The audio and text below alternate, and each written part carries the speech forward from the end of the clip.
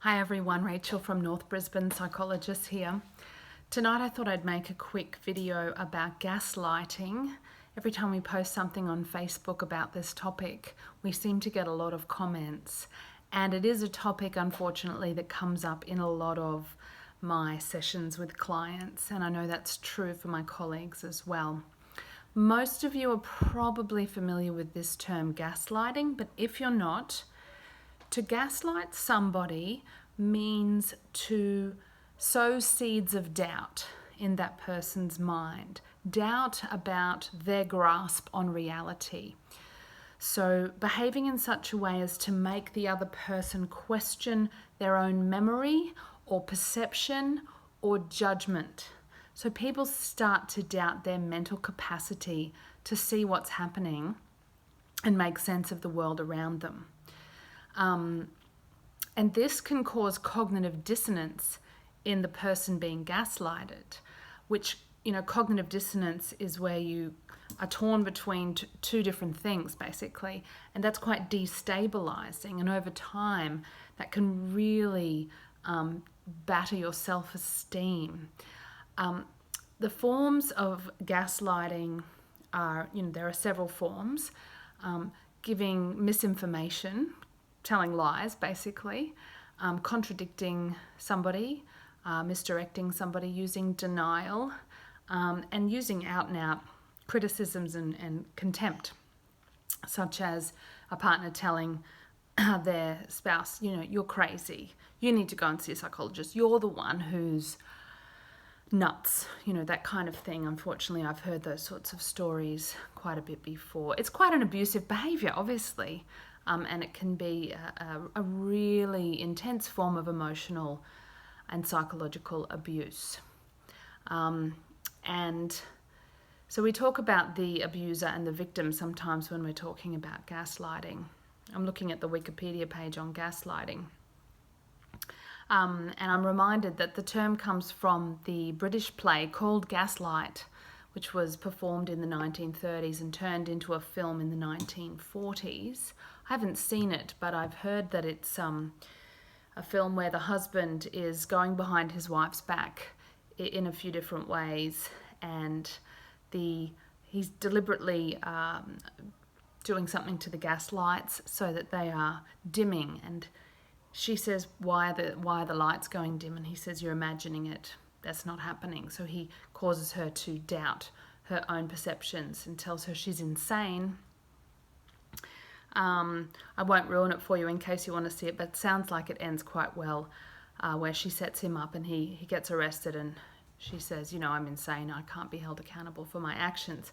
But he convinces her for a while that she is crazy, and that she's seeing things and that her perceptions are not true, cannot be trusted. So let's have a look at how else gaslighting can be played out and what you can do about it.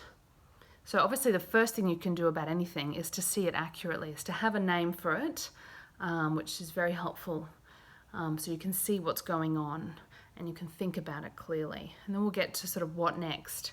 But this is common in romantic relationships, but it also happens in the workplace. I'd be interested to hear if anybody's ever had a colleague or boss who's gaslighted them.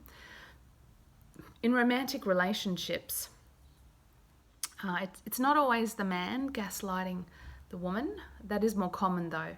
I have heard many stories of women gaslighting, though, as well. So sometimes there's cases of infidelity where the wife finds some evidence to suggest that, there's some, her husband's being unfaithful, and he will deny it, and he will say she's crazy and she's jumping to conclusions, and her doubting herself is obviously in his best interest if he wants to continue the deception. But sometimes it's just a way to get control over somebody, is to withhold information, contradict what they say and the information that the victim has, discount them, tease them, make jokes, put them down, trivialize and undermine thought process. So gaslighting is actually a very broad catch-all sort of phrase. for forms of emotional, psychological abuse that happen in relationships, both at home and in the workplace. The psychologist Eleanor Greenberg says there's 3 types of gaslighting. So this is her model. There's hiding, where the abuser hides things from the victim, covers up things that they've done in order that the victim feels doubtful and the abuser doesn't have to feel shame about his or her actions. Changing, so the abuser feels the need to change something about the victim, so coerces them to change how they act, how they dress, sort of moulding them to their fantasy. Using shame, once again, to make them feel like they're not good enough as they are. And the third one that she talks about is control. So the abuser wants to have full control over the victim. I think all of these are about control ultimately.